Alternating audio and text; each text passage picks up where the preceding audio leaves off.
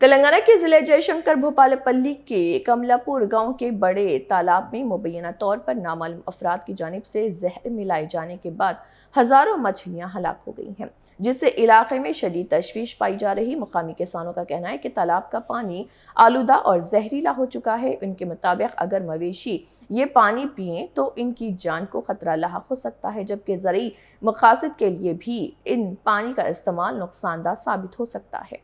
देहातियों ने हुकूमत और मुतल्लिका हुकाम से मुतालबा किया है कि तालाब के पानी के नमूने फौरी तौर पर जमा करके लेबॉरेटरी में जांच कराई जाए और वाक़ई के जिम्मेदार अफराद की निशानदही करके उनके खिलाफ सख्त कानूनी कार्रवाई अमल में लाई जाए।